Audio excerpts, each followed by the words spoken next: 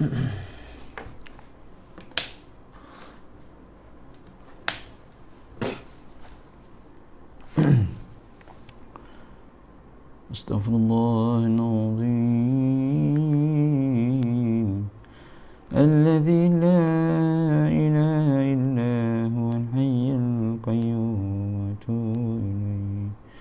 Astaghfirullahaladzim Alladzi la ilaha illa huwal hayyul qayyum wa atubu ilaih. Astaghfirullahaladzim Alladzi la ilaha illa huwal hayyul qayyum wa atubu ilaih. Astaghfirullahaladzim Alladzi la ilaha illa huwal hayyul qayyum wa atubu ilaih. Astaghfirullahaladzim Alladzi la ilaha illa huwal hayyul qayyum wa atubu ilaih. Allahumma anta rabbi la ilaha illa anta khalaqtani wa ana 'abduka wa ana 'ala ahdika wa wa'dika mastata'tu. A'udzu bika min syarri ma sana'tu. Abu'u laka bi ni'matika 'alayya wa abu'u bi dhanbi faghfir li fa innahu la yaghfiru dhunuba illa anta. Assalamualaikum warahmatullahi wabarakatuh. Sama-sama kita mulakan pertemuan pada pagi ini dengan membaca Ummul Kitab Al-Fatihah. A'udzu billahi minasyaitonir rajim. Bismillahirrahmanirrahim. Alhamdulillahi rabbil alamin arrahmanir rahim maliki yaumiddin. إياك نعبد وإياك نستعين اهدنا الصراط المستقيم صراط الذين أنعمت عليهم غير المغضوب عليهم ولا الضالين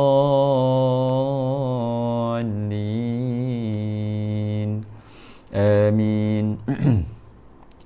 إن الحمد لله نحمده ونستعينه ونستهديه ونستغفره ونعوذ بالله من شرور أنفسنا ومن سيئات أعمالنا من يهده الله فلا مضل له ومن يضلل فلا هادي له. أشهد أن لا إله إلا الله وحده لا شريك له وأشهد أن سيدنا محمدا عبده ورسوله. سبحانك لا علم لنا إلا ما علمتنا إنك أنت العليم الحكيم. قال رب اشرح لي صدري ويسر لي أمري واحلل عقدة من لساني يفقهوا قولي. قد قال الله تعالى في كتابه الكريم بعد أعوذ بالله من الشيطان الرجيم يا أيها الذين آمنوا اتقوا الله حق تقاته ولا تموتن إلا وأنتم مسلمون. Sadaqallahul azim. Tuan-tuan, perempuan, muslimin, muslimat sidang penonton yang dirahmati Allah Subhanahu wa taala sekalian. Pertama dan selamanya kita merafakkan syukur pada Allah Subhanahu wa taala kerana dengan limpahan kurnia kasih sayangnya dapat sama-sama kita bertemu pada siaran kuliah subuh online di Surau An-Nur Fasa 3A Seremban. Mudah-mudahan Allah Subhanahu wa taala merahmati dan memberkati segala usaha yang kita lakukan bagi memastikan kita berada dalam suasana ketaatan kepada Allah Subhanahu wa taala. Selawat dan salam ke atas Nabi kita Nabi Muhammad sallallahu alaihi wasallam, ahli keluarga baginda serta para sahabat, para tabi'in, tabi'in, doa berpanjangan buat mereka semua, doa berpanjangan buat kita juga, agar Allah Subhanahu wa taala terus berikan kekuatan kepada kita semua. Dan jika ada di kalangan umat Islam yang gugur di medan pertempuran, kerana penyakit, kerana wabak dan apa juga disebabkan kematian mereka, maka kita mendoakan kepada Allah Subhanahu wa taala agar mereka semua ditempatkan di tempat-tempat yang terbaik. Dan pada masa yang sama, bila kita doakan kebaikan untuk orang lain, Kata Nabi SAW, barang siapa yang mendoakan kebaikan untuk orang lain, maka malaikat akan mendoakan perkara yang sama buat diri yang berdoa.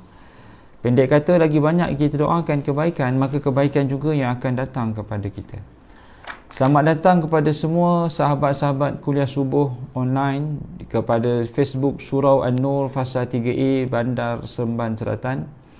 Mudah-mudahan kehadiran tuan-tuan perempuan dirahmati dan diberkati oleh Allah Subhanahu Wa Taala. Kedatangan dan kedatangan tuan-tuan perempuan dicatatkan oleh para malaikat sebagai kehadiran yang dinanti-nantikan, ya, disebut-sebut oleh para malaikat, disebut-sebut di sisi Allah Subhanahu Wa Taala. Sesiapa yang datang ke dalam majlis ilmu, man salaka tariqan yaltamisu bihi ilma, sahhalallahu lahu tariqan ilal jannah. Barang siapa yang melalui satu perjalanan untuk menuntut ilmu, maka Allah Subhanahu Wa Taala akan pastikan memudahkan jalannya menuntut syurga Allah Subhanahu Wa Taala, jalannya ke syurga Allah Subhanahu Wa Taala. InsyaAllah tuan-tuan dan puan, kita menyambung kitab kita, iaitu kitab Minhajul Abidin yang tertangguh beberapa ketika. Dan sebelum itu saya mengalu-alukan kedatangan tuan-tuan dan puan yang datang ke kuliah subuh kita pada pagi ini, kepada Lin Mazlin, kepada Puan Siti Atikah. Mudah-mudahan Allah Subhanahu Wa Taala merahmati pertemuan ini. Arusmil, masya-Allah, terima kasih di atas sekali. Puan Jabnah Daud, Juridah Osman, waalaikumsalam warahmatullahi wabarakatuh. Puan Rabi'atun Laila, masya-Allah, didoakan kebaikan. Syuhada Adha, dan semua yang hadir didoakan kebaikan berpanjangan. Amin amin ya rabbal alamin. Kita sambung kitab kita ni. Kalau siapa yang ada kitab ni boleh ambil, boleh buka kitab Minhajul Abidin, iaitu wasiat Imam Ghazali. Kita membicarakan peringkat rintangan, yang mana setelah kita bicarakan bab taubat, kita akan membicarakan berkenaan peringkat rintangan, di mana manusia akan menghadapi bentuk rintangan dalam mencapai keredaan Allah Subhanahu Wa Taala. Kita bicarakan sebelum ini antara rintangan-rintangan yang pertama, rintangan datangnya daripada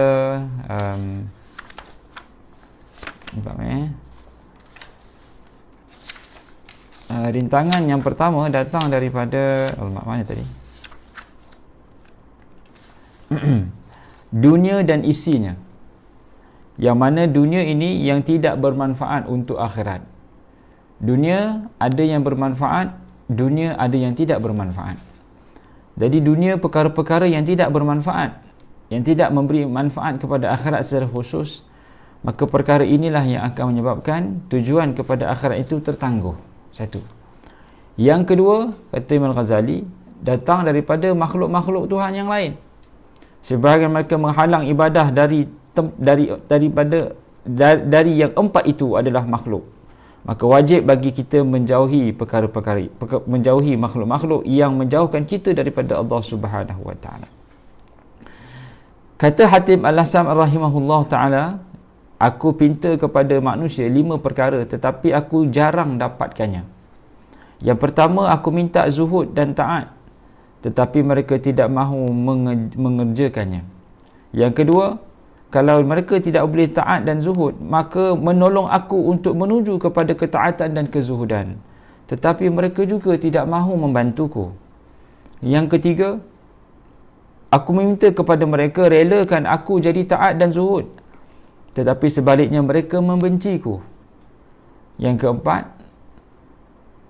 aku meminta kepada mereka untuk tidak ganggu aku, tetapi mereka menghalang aku daripada berlaku taat dan zuhud. Yang kelima, aku meminta untuk tidak mengajak aku kepada jalan yang tidak diredai oleh Allah, dan memusuhiku jika aku tidak ikut jalan mereka, ternyata mereka tidak bersedia juga. Maksudnya tuan-tuan perempuan, ada jenis manusia yang akan mengajak manusia untuk buat maksiat all the time. Kata Hatim Al-Asam ini, ya, dia suruh orang taat dan zuhud, orang tak bersedia. Tak apalah, tolong diri Hatim ini untuk dia jadi taat, pun orang tak nak. Tak apalah kalau tak nak tolong dia jadi baik, tolong relakan dia nak jadi baik. Maksudnya, biarkan aku seorang-seorang, relakanlah aku nak jadi baik, pun orang tak suka, orang benci dia lagi. Yang keempat, kalau jangan ganggu aku boleh tak? Maksudnya kita dah tak ada biarkan jangan ganggu. Tak, mereka ganggu lagi. Yang kelima, bukan sekadar ganggu, malah mengajak Hatim Al-Asam ini untuk buat maksiat pula. Jadi sesungguhnya tuan-tuan dan puan, ada di kalangan manusia ini yang bersifat suka mengajak manusia kepada kelembah kemaksiatan. Allahumma salli ala Muhammad. Dan kita kena tahu iblis dan syaitan sememangnya tidak pernah duduk diam daripada menguji anak Adam agar mereka lari daripada landasan yang diredai oleh Allah Subhanahu wa taala. Maka kita kena kenal dengan pasti siapakah dia musuh-musuh kita. Bila kita kenal dengan pasti musuh kita, maka barulah kita senang nak lawan musuh tu. Kalau kita tak kenal pasti musuh, kita tak define siapakah musuh kita yang sebenar, maka lama-kelamaan musuh itu juga akan menjadi kawan kita. Baik. Orang yang terdahulu bersepakat untuk berhati-hati dalam menghadapi zaman dan penghuni-penghuninya, mengutamakan uzlah dan menganjurkan agar saling ingat mengingati. Orang zaman dulu tuan-tuan dan puan, mereka sanggup mengambil pendekatan untuk beruzlah. Beruzlah ni memencilkan diri. Zaman sekarang ni kita tak payah pencilkan naik gua, tak payah duduk dalam rumah pun dah consider memencilkan diri dah. Duduk dan diam, maksudnya tidak bercampur dengan hiruk pikuk dunia. Sebahagian ulama mengambil pendekatan itu kerana nak membebaskan diri daripada fitnah dunia yang maha dahsyat, ataupun pujuk rayu manusia yang mengajak manusia untuk buat maksiat. Sampai ke begitu sekali manusia perlu memencilkan diri. Namun itu tindakan yang boleh dilakukan. Namun di sana ada satu lagi ataupun hadis Nabi SAW yang kita semua kena pegang. Bagaimana Nabi SAW anjurkan sesiapa yang bersabar dengan kerenah umatnya wa yasbir ala ma asabahum, dan sabar terhadap musibah umat ini, maka mereka itu mendapat ganjaran yang lebih besar berbanding memencilkan diri duduk untuk mengelak daripada fitnah. Maksudnya kita duduk dalam masyarakat dan sabar dengan kerenah mereka itu lebih besar pahala daripada kita memencilkan diri dan tidak mahu bersabar dengan kerenah manusia. Jadi para salafus soleh sangat berwaspada dan telah banyak menasihatkan bahawa zaman sesudah mereka tidak akan menjadi lebih baik dari yang sebelumnya, bahkan akan lebih parah dan pahit. Maksudnya semakin lama kita meniti perjalanan kehidupan dunia ini, makin lama ujian itu makin mencengkam dalam hidup kita. Fitnah itu makin lama makin lebih mencabar berbanding fitnah yang dulu. Zaman dulu kalau orang nak buat maksiat, dia kena keluar rumah. Orang nak kena buat maksiat ni dia kena keluar rumah, kena cari kedai arak, kena cari rumah urut dulu. Sekarang ni nak buat maksiat tak payah tunggu keluar rumah. Dalam rumah, dekat handphone, semudah dekat handphone saja manusia boleh buat maksiat. Maksudnya memang fitnah akhir zaman ini sampai ke peringkat itu yang kata salafus soleh. Fitnah itu lebih dahsyat, makin lama makin dahsyat. Itu sekarang akan datang lagi kita tak tahu macam mana keadaan mereka.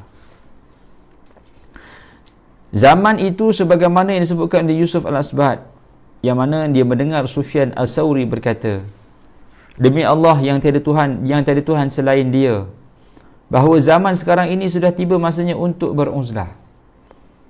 Aku berkata, jika zaman Sufyan Al-Sawri telah sampai masa beruzlah, apatah lagi zaman sekarang ini.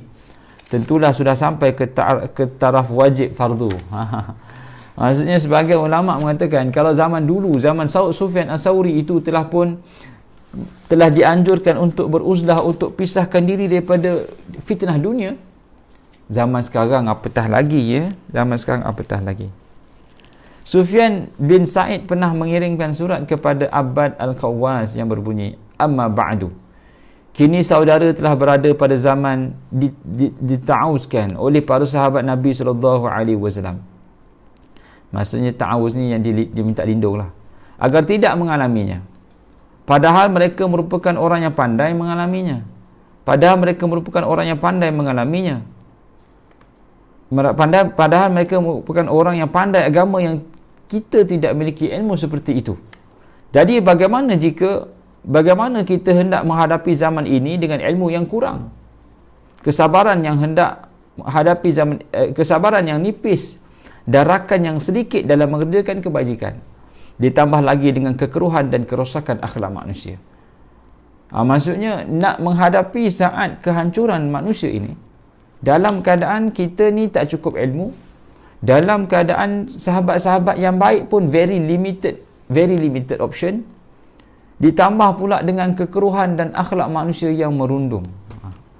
Maksudnya nak berhadapan ni tough lah kan. Dia panggil apa? When the tough get going, macam mana? Bila keadaan tu menjadi tough, hanya orang yang tough saja yang boleh survive.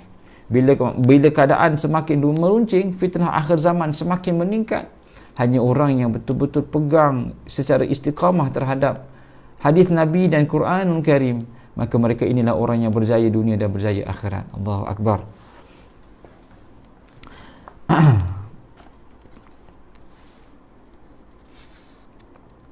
Baik. Kebanyakan manusia boleh merosakkan ibadat yang telah dilaksanakan. Dengan ajakannya manusia akan mudah terjerumus kepada perbuatan riak dan bermegah-megah. Apatah lagi jika tidak ada perlindungan daripada Allah Subhanahu Wa Taala. Kata pengarang kitab pula, tidak cukup manusia mengajak kita ke lembah kemaksiatan. Kadang-kadang kita yang buat ibadat pun sukar untuk mengawal perasaan daripada riak. Yang mana perasaan riak dan bermegah-megah terhadap ibadat yang dilakukan boleh menyebabkan ibadah kita menjadi rosak. Bila kita buat taat, tuan-tuan, kita tengok orang lain tak buat taat. Kita tengok orang lain dalam keadaan maksiat, kita buat taat. Dalam kita melakukan ketaatan itu, kadang-kadang hati kita diserang dengan penyakit gurur. Kata Al-Ghazali dalam kitab Ihya Ulumuddin, penyakit gurur ini penyakit yang menyerang 4 golongan yang buat baik. Yang pertama, ahli ibadat. Ahli ibadat buat baik, sampaikan dia memandang orang lain buat maksiat itu sebagai perkara yang memandang rendah kepada orang lain. Maka dia dikenakan penyakit gurur kerana dia buat ibadah demi menilai orang lain. Ini satu perkara yang perlu dijauhkan. Ya ayyuhal insanu ma gharraka bi rabbikal karim. Wahai insan, wahai manusia, apa yang menyebabkan kamu ghar daripada Allah? Ghar ni maksudnya kosong, jiwanya kosong. Dia buat ibadat tapi kosong daripada Allah Ta'ala. Yang pertama, ahli ibadat. Kita sembahyang bagus, sembahyang qiyamul lail, sembahyang qabliyah subuh, sembahyang fardu subuh, sembahyang kita solat isyraq, kita solat duha, kita baca Quran, menuntut ilmu sampai ke zuhur, sampai ke maghrib. Tetapi satu je, kita gagal mengawal perasaan daripada riak. Segala-galanya itu akan rosak dan timpang. Satu. Yang kedua, kata Imam Ghazali, riak ataupun penyakit gurur ini boleh menyerang kepada siapa? Kepada ahli zikir. Sekarang ni kan musim, ialah kita bulan Rabiul Awal, ramai orang berzikir, berselawat sallallahu ala Muhammad. Semalam pun saya 5-6 maraton kuliah. Ya Allah Akbar, rasa dah kerusi ni rasa dah kerah ke matu dah. Back to back, lepas satu berehat sejam, lepas satu rehat. Tak apalah, demi memastikan semangat cinta pada Nabi SAW tu subur, maka dia akan menyerang ahli zikir, ahli zikrullah, ahli zikir dan ahli ibadat. Ahli zikrullah dan ahli ibadat. Apa yang dimasukkan dengan hati yang kosong? Masya Allah. Terima kasih pada Zurina Yusof.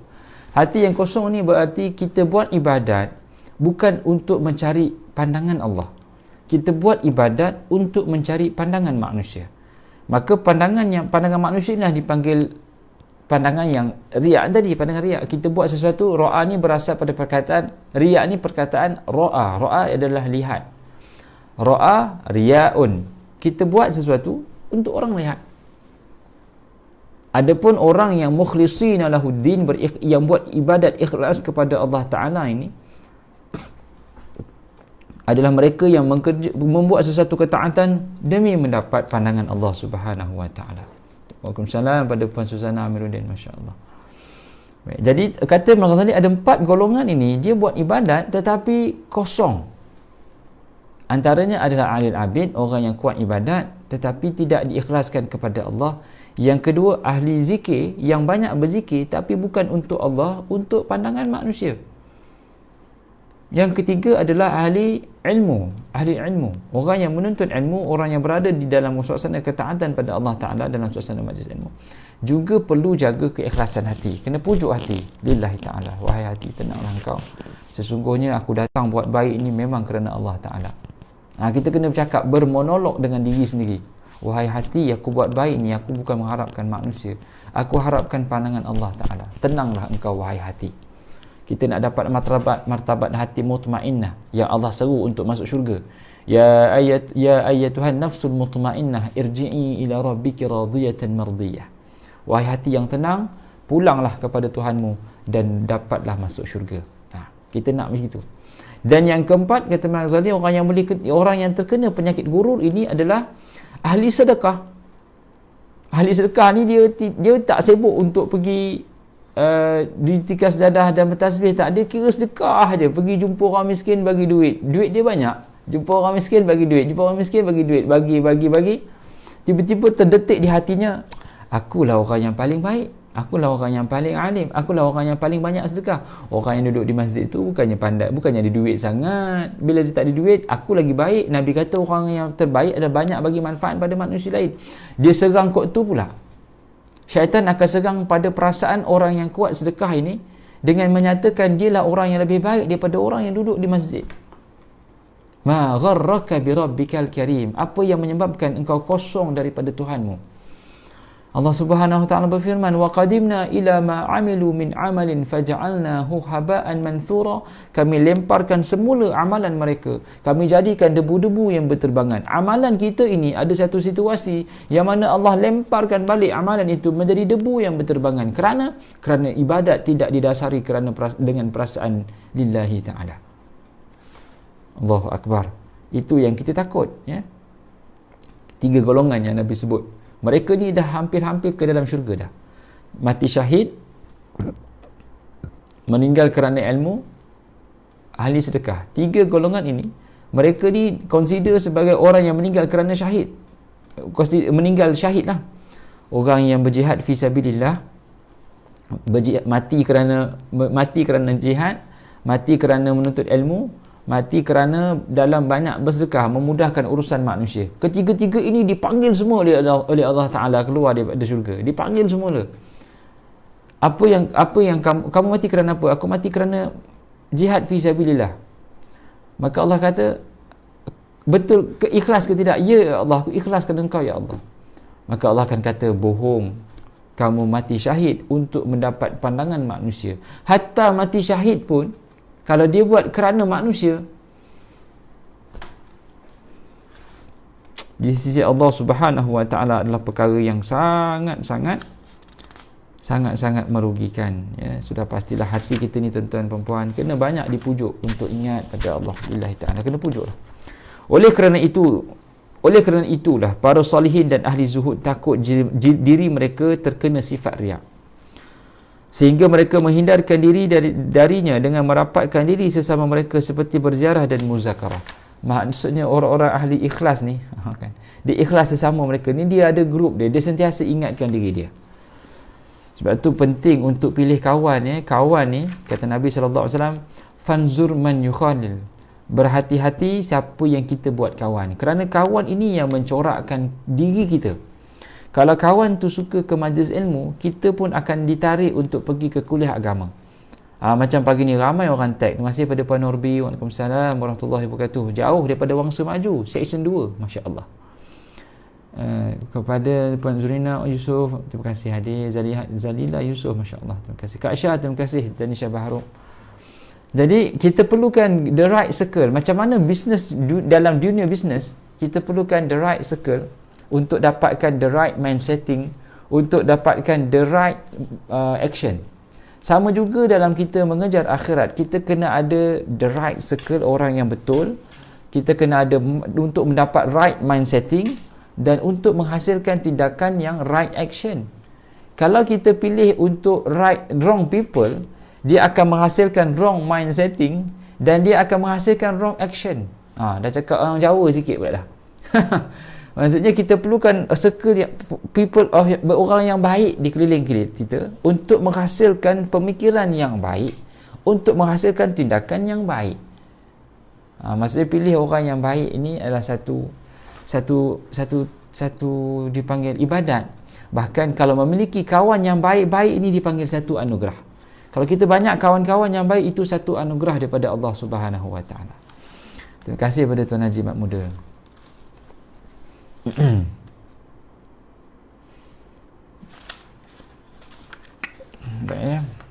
Inna akhwafa ma akhafu alaikum asyirkul asghar.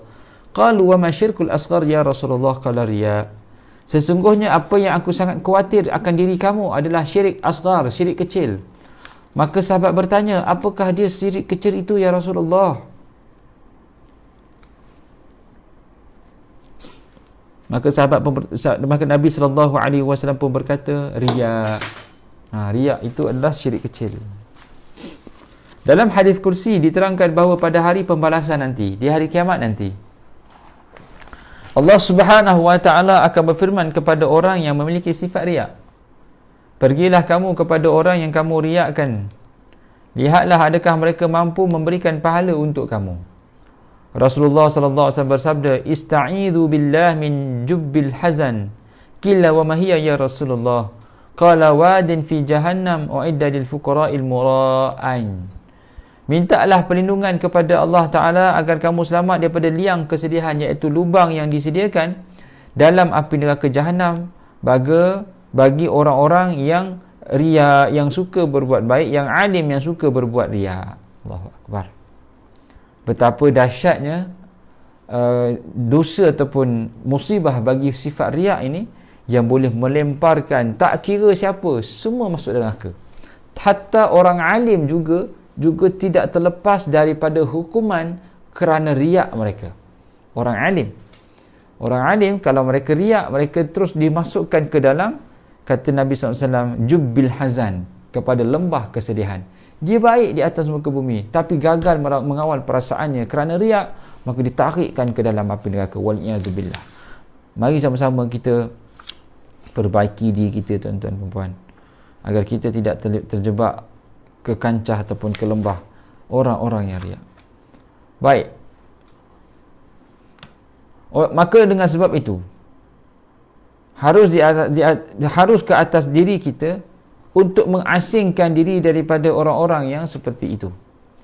Hendaklah kita memohon perlindungan Allah daripada kejahatan-kejahatan zaman ini dan para penghuninya. Allah jualah yang memelihara dan mengasihi kita daripada segala maksiat dan kurniakan kepada kita rahmatnya. Manusia dalam perkara ini terbahagi kepada dua golongan, kata pengarang, kata Imam Ghazali. Yang pertama, orang yang ilmu atau keterangannya tidak diperlukan oleh manusia lain.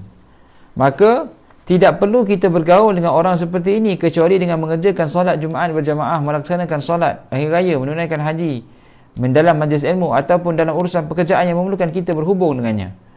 Jika kita tidak dapat mengasingkan diri daripada mereka, sebaliknya terpaksa berhubung dengannya, kita menyembunyikan jiwa dan meneguhkan pendirian. Ini kerana kita tidak mengetahui akan jiwa orang lain dan orang yang juga tidak mengetahui jiwa kita.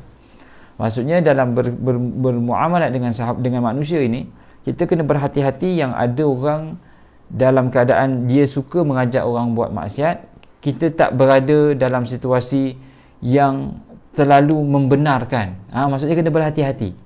Kata pengarang kitab, kita kena bersedia untuk berhati-hati dalam membina hubungan dengan manusia. Bukan kita menyangka buruk, bukan bersangka buruk. Bersangka buruk juga tidak dibenarkan. Tetapi kita berhati-hati demi membenarkan seseorang masuk ke dalam hati kita. Kita menjadi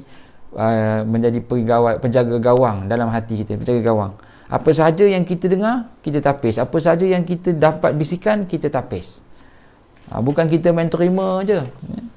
Sebab tu kata orang putih, what you hear, apa yang kita masukkan ke dalam minda kita ni, itulah yang akan terzahir dalam percakapan dan perbuatan kita. Kena hati-hati apa yang kita dengar. Baik. Yang kedua, orang yang mempunyai pengikut dan ilmunya diperlukan oleh masyarakat dalam urusan agama untuk menjelaskan yang benar, mengajak ke jalan kebajikan dengan perbuatan dan ucapan, maka golongan ini tidak dibenarkan mengasingkan diri daripada masyarakat. Ada dua golongan lah. Yang pertama, golongan yang dia ada ilmu tapi tidak ada pengikut dan pengaruh. Dia hanya cukup sekadar untuk buat baik. Maka dia boleh mengasingkan diri. Manakala orang yang ada pengikut dan ada ilmu yang diperlukan oleh masyarakat, maka dia ni tak boleh mengasingkan dirilah, dia kena duduk dalam masyarakat untuk mendidik masyarakat. Jadi kalau di kalangan kita ni ada orang alim, maka kita kena turun duduk bersama. Sebab mereka memang kena berhadapan dengan masyarakat dan sabar dengan kerenah masyarakat. Idza zahartal bid'ah wa sakatal alim fa alaihi la'natullah.